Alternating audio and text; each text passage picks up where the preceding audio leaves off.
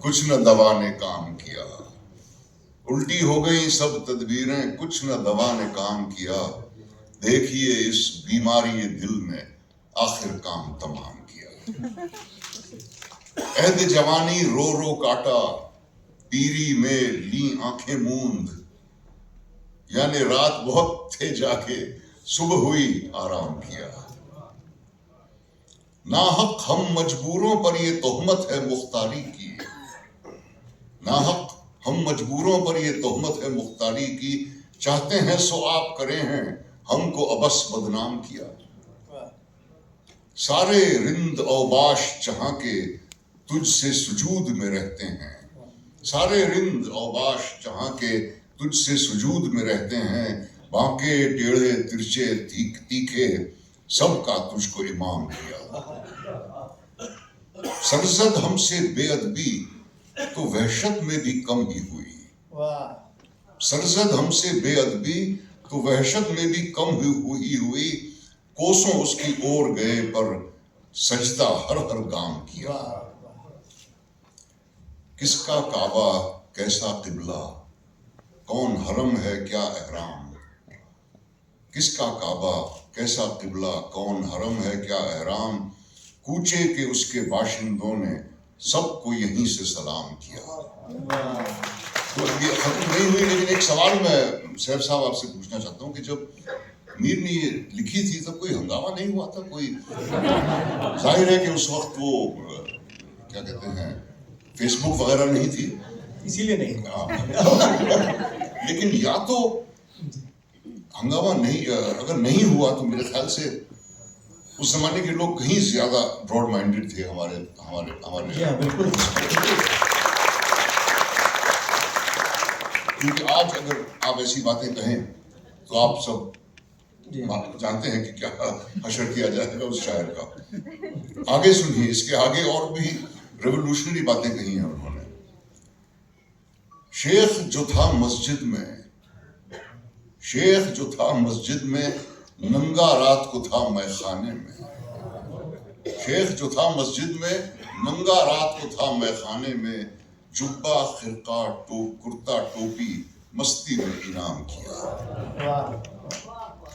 یہاں کے سفید و سیاہ میں، یہاں کے سفید و سیاہ میں ہم کو دخل جو ہے سو اتنی ہے، رات کو رو رو صبح کیا یا دن کو جوں تم شام کیا۔ ایسے آہوئے روم خوردہ کی وحشت کھونی مشکل تھی۔ یہ مجھے اس کا مطلب سیف صاحب سے پوچھنا پڑا تھا۔ آہو یعنی کہ ہرن، روم خوردہ جو ادھر ادھر بھاگتا ہے۔ یہ مجھے معلوم ہے کہ آپ سب اردو کے عالم ہیں، لیکن کچھ مہمان میرے ایسے ہیں جو جن کے تاکہ وہ بھی اس شاعری کا لطف لے سکیں۔ ایسے آہوئے روم خوردہ کی وحشت کھونی مشکل تھی، سحر کیا اعجاز کیا جن لوگوں نے تجھ کو رام کیا۔ میر کا دین و مذہب اب پوچھتے کیا ہو، میر کا دین و مذہب اب پوچھتے کیا ہو، ان نے تو قشقہ کھینچا دیر میں بیٹھا، کب کا ترک اسلام کیا۔ آپ ابھی پوچھ رہے تھے نذیر صاحب کہ ان پہ کوئی فتویٰ نہیں آیا، کچھ نہیں ہوا، تو یہ ایک قصہ اور ہے، آپ اجازت دے تو میں سنا دوں۔ جب میر یہاں تھک ہار کے دلی سے کمپلیٹ پینیوری، تو وہ چلے گئے لکھنؤ، وہاں نواب Asaf ud-Daula he was the presiding نواب، اور نواب آصف الدولہ نے ان کے لیے ایک وظیفہ مقرر فرمایا، اور وہ نواب صاحب کے پاس جائے، اسی وظیفے پہ گزارا ہوتا تھا ان کا۔ ایک دن وہ نواب صاحب کے پاس گئے اور نواب صاحب مچھلی سے کھیل رہے تھے، اپنے گھر اپنے محل میں ہی مچھلی سے کھیل رہے تھے ایک چھڑی لے کے۔